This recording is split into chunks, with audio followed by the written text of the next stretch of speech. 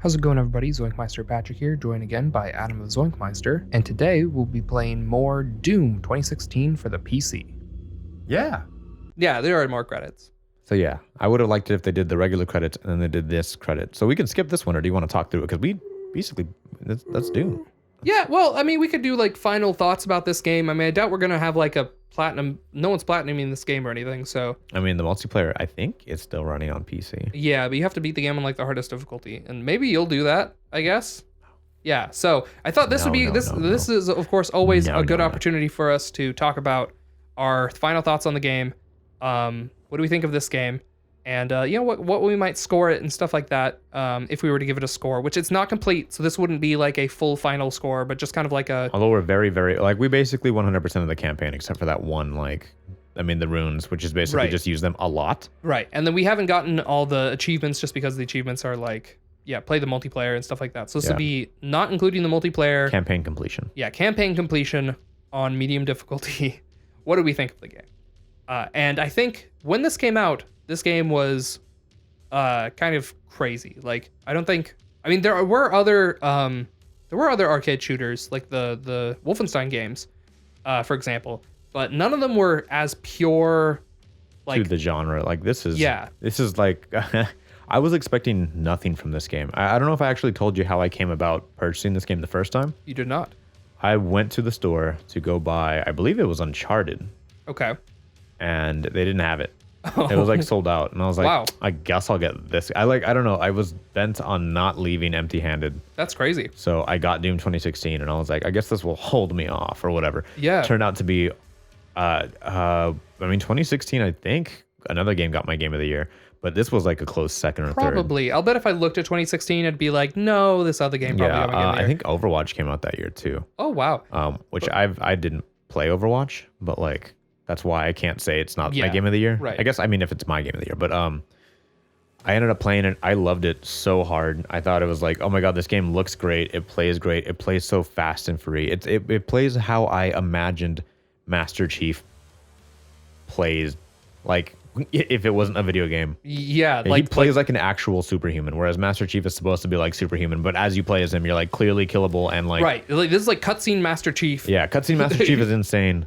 Whereas like cutscene Doom guy, there is no cutscenes. It's literally all in engine. It's like it's all the same guy. Oh my goodness! I looked at 2016. We'll talk about that in a second. Yeah. But so I actually found out about this game because of Adam. I never watched a playthrough of this game. This is my first time seeing the entire game. I've seen speedruns. I have seen, and speedruns for this game are incredible. If you want to have a fun time, look up a speedrun of any percent Doom 2016. It's pretty hilarious how glitchy this game and Eternal. They're both like ridiculous. Eternal is 27 minutes. Yeah, they're both ridiculously glitchy. It's pretty fun to watch. 25-hour game. Both of them are. They're both like 25 or 26 hours, right? They're like both like the same length. Yeah. So speedruns of this game and Eternal are both a lot of fun to watch. And that's the only time I've ever seen this game through from beginning to end. I had no clue what the story was. I had no clue what happened. I hadn't even seen the ending before, because in the speedrun they stop after you beat the final boss. Like that's it, and they don't like why would they ever show the right? Yeah. And so this was my first time actually playing the game myself. My first time seeing the story and seeing how it's presented and stuff like that. And I definitely fell in love with this game. Like here in the playthrough, it was like it's a really good game. I thought it was a kind of a cool game when you showed it to me at your house. I saw 2 different times. I even said them, I think, as we played through the game. I said like, hey, this is where you were when I first saw the game. Yeah. The first time was the first time Adam went to hell, and the very end of that level, it's like the very first like big area where you have to kill a bunch of, I think it's like one of the first times you see a Baron of Hell even, I think. That was the first time I ever saw the game. And then the second time was somewhere, I remember I pointed out, if you watch the series, I pointed out the 2 times that I went over Adam's house and he was playing this game. And but yeah, even at the time, I was just like, yeah, I mean, it's cool. You like shoot a lot of stuff. It seems kind of like, you know, if you're into that thing, it can be fun, but like, it's a very bland game otherwise. Yeah. But then playing it here, it's like, you know what? That is kind of true. It is kind of a bland game other than the actual gameplay itself. Yeah. But the actual gameplay itself can be like a lot of like pick up and play fun. Yeah, it is a lot of fun. It's a game that you can just play. Like it's one of those, like, I remember like turning on my old Xbox and like just playing a Halo, like, oh, I'd like go to my like favorite level in Halo 2 and just like play it for fun. Like I did that so much. Yeah, exactly, same. And like this game is like a lot of that too, where it's like, right, you can just level select. There's like there's a couple levels, like the second level is really, really dumb. Has this ridiculously long intro cutscene. It's not a cutscene, but the guy talks at you and you're stuck in a room. for like so long. It's like a good like 3 minutes, whatever. It's the most annoying thing of all time. But other than that level, most other levels, you can just hop in and get going, and it's not a big deal. And that's so much fun. And it's like, that's kind of a cool thing about this game is like, if you want to just pick it up, pick your favorite level, just play through it and rip and tear, and rip and tear. It's the name of a song and a level, I believe, of the original Dooms. Oh, so yeah, there you go. I mean, I don't know, it's a very fun game. So I don't know, but then when it comes down to like our final review score, I don't know what I'd give it. I feel like just because as cool and as amazing, I feel like I'd give this game a B+. Yeah, because as cool and as amazing as it is, it feels like so much of it is done so well. But like for me, I'm just personally a big fan of like story in a game. Yeah, see, the thing is, I'm a really big story guy. I don't play multiplayer games without someone else being like, hey, you want to play this game? And I'll be like, yeah, I got in like an hour or whatever. I don't do that alone like anymore, ever. I haven't done it since I was like 14 or 15. I haven't even played a multiplayer game with other people since in the last like half a decade, I feel like. Yeah, and it's story, it means a lot to me. And like, I mean, you can have spectacular gameplay like Kingdom Hearts, but have a god-awful story.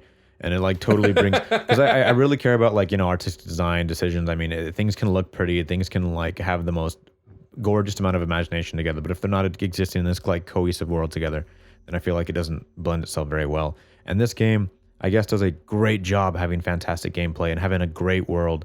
The world's kind of repetitive, like everything kind of looks like a very clean, sleek, futuristic hallway, or like a hell run. I'd say there's like hallway. 3 different locations in this game. Basically, there's, like indoor human, outdoor Mars, and hell. Outdoor hell. Yeah. And like hell always kind of looks the same. Yeah, and it's very like, oh, okay, cool. Like this looks good. It doesn't do anything wrong, but it could be doing more right. And a lot of that is fixed in the sequel. I'm not gonna lie. I actually too was going to give this game a B+. It's not quite A. It's definitely so close to it. And I honestly, I still need to work on the platinum video, but for Doom Eternal. Okay. But I'll get that out, and that will have my honest, full 100% like depiction of what I thought of that game. Yeah. But I do think this game, most of what this game gets not wrong, but not good enough, is rectified in the sequel. The only thing not better in the sequel that's like opinionated is the runes. The runes in this game are fantastic. The runes in this game are fun. You become like invincible with some of these runes, and those runes are not the same. In they basically made it super fair, I guess. You're not like godly. Like you don't get godly by runes, but they added cheats in the game. Yes. And cheats can't be activated until after you beat a level at least once. Yeah. So it's like, oh yeah, you can be beyond godly. Like the cheats are better than the runes, but now you can't be godly. You can't cheat it. You have to experience the story the way it was intended. So this game, the fact that you can, if you put a little more extra time into it and like get those secrets and stuff, you can just really have a different experience. Like towards like the middle of this game, we were like really eating people right in the feet, like all the way up, literally turning people's feet into ponies. Yeah, those like early levels where we first got unlimited ammo, there's nothing that can stop you. Nothing. There's nothing that can stop you because there's like no barons yet or whatever. It's like it totally changes the way you experience the game, and like not in a bad way, because like this game is like pointlessly fun in terms of gameplay. Like the gameplay is supposed to be. It's not supposed to be monotonous. It's supposed to be fun. And there's something. Yeah, exactly. I think there's a lot of things that this game does to keep it fun without ever being too like annoying. Because there's stuff like one thing that I think is a fix in Eternal. Because it's something that I generally complain about in most games. But in this game, I kind of like, it's like, oh, I'm kind of glad that the original one did it this way, partially because the Eternal fixed it, was that like you have plenty of ammo with all your guns. Like you could use like pretty much one gun the entire game once you have the unlimited ammo, especially. Oh yeah, for sure. And you can just play your favorite gun and you don't have to worry about like, all right, well, I have 2 shots with this, so. Oh yeah, no, Doom Eternal literally forces you to switch between your arsenal. Like you have to. There's no option. Like you don't have enough ammo to do it. Like the maxed out super shotgun is 18 shots. Yeah. And they even tell you if you want to go. I mean, plugging in another channel that's extremely way more famous than us. But Did You Know Gaming? They've already done Doom 2016 and Doom Eternal. If you want to see like the development process behind both. But that was one of their biggest concerns, that they noticed that everyone seems to really favor the super shotgun. Yeah. And like play the entire game through it and like not have a problem with it. Yeah. So they were like, okay, everyone still loves the super shotgun. It's here. In fact, we're going to make it better with the meat hook, but we're going to reduce all the ammo so that you're like forced to like cycle through everything. Whereas this game, it's like once you pick a favorite, you basically have that as your favorite. Yeah, you can just chill with one gun. Yeah. And that's the thing where it's like, yeah, in Eternal, I'm glad that they made you switch it up, because I think in most games I would complain about, like, it's like, oh, like the weapons weren't very balanced, whatever, where it's like I could just kind of use a super shotgun. I didn't really feel any need to use anything else. But then to some degree, I usually counter complain that harder when I'm like, if you want to enjoy the game and you want to enjoy switching your weapon, that's optional. Like the game isn't forcing you to use one weapon. Yeah, I do enjoy when games are like, all of their options are reasonably good. I don't like it when like clearly you're like, oh, you're supposed to do it this way. Like you even said in the beginning, oh, like most people like use the micro missiles. Yeah. And I was like, well, I like using the scope. Like I like shooting things from a distance because it like, minimalizes conflict while getting like the same shots on weaker enemies and stuff. And it's like, after you get like the full mastery, you're like, yeah, this is like a way better option. Yeah. But it's like, you have that option. But it again, that's done better in Doom Eternal, I think, where you shoot way slower. Yeah. But it's like a sniper rifle now. It's like three times as strong. A lot of the like alternate attachments for your guns definitely feel better in Eternal. Yeah. Like the ones that were like, I don't know why I'd use that, were replaced. Yeah. Like, cool. Oddly enough, the regular shotgun is still there, and that still feels weird by comparison. But other than that, I'm not unhappy with these guns. I'm happier with the next set of guns we get to play with. I kind of miss the Gauss cannon. Like when I played it at your house, the new cannon's like really strong, but something about the Gauss cannon was like, I don't know, because the new one's like even stronger.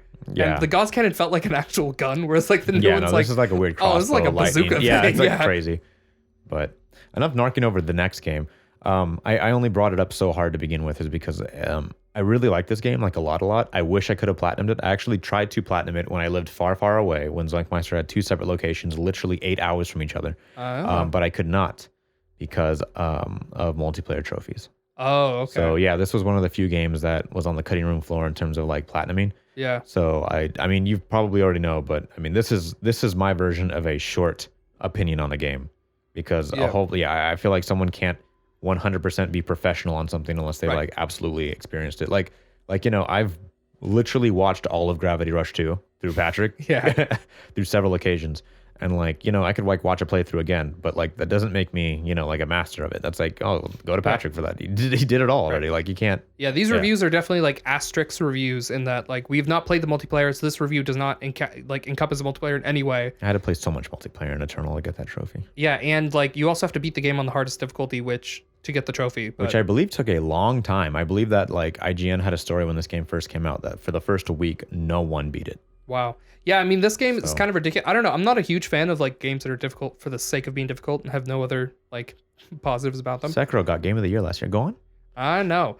But I think playing this game on a normal difficulty is it's fun. It's not there is a challenge. We did die plenty of times. Yeah, no, there's challenge to this game. I think every game should have challenge, and then it should have a mode that doesn't make you feel like garbage. Like I think this one's the rune challenges even better than the like actual. The rune challenges were fun. I love those. I like games where the normal setting feels normal, but like if you like, I don't know, I want to say Uncharted 4 called it adventure mode. Oh, is that the? And it basically just made you like invincible, but it didn't like make the enemies like killable in one shot. Oh. I thought you were talking about in Uncharted. There's the mode where you die in one shot. Oh no. Well, there is that too. It's not like crazy like that, but it does. I think I'm fine with those. I'm fine with those like difficulties existing. I hate when they're tied to an achievement. Yeah. I'm like, no, that's something else. I guess it's like one of those things where what's an achievement if not that? Yeah, I had to play Uncharted 4 times. Yeah, on usually different difficulties. If I see an achievement for beating the game on the hardest difficulty, and the hardest difficulty is something like that, I usually give up on the platinum there. Yeah, and that made me really sad because I was willing to go the extra mile. Like, oh man, I got the platinum on Modern Warfare Remastered, and all the Call of Duties have a platinum for just beating the entire game on Veteran. And in that game, you get shot. If you get hit 3 times, you die, like with any gun. And Modern Warfare, it's not well known for it, but it has infinitely respawned enemies in some levels. Oh, so yes. You are literally just screwed sometimes. And that was one of the hardest experiences to get that platinum. And I'm so happy I wouldn't have to do it in here, because although these aren't infinitely spawned enemies, it would hurt me too much. This is hard. This was not a hard game, but it was definitely expects you have to respect it. Yeah. My dad platinum Modern Warfare 2, and I full respect for him for that. Really? Yeah, I think it's probably the only game he's ever platinum before. But really? Yeah, Modern Warfare 2. He wrecked that game. Because there's one of the trophies is to do, I think there's a co-op challenges, the Spec Ops. Yeah, yeah. And we did that together, and we had to beat all You of got those all on 69 stars? Yes. Wow. It's crazy. I've tried playing it with other people, and I can't. Like he got pretty good at that game. Yeah, my friend Ryan got all the stars, and I was always really jealous. Not because I couldn't do it, but because I was like, man, you put so much time in. Back when when I did It was fun though. I mean, like games. Oh, cool. Well, I think this is a good place to stop. Well, that's it for this episode. Remember to like and subscribe, all that fun stuff. Zoink out.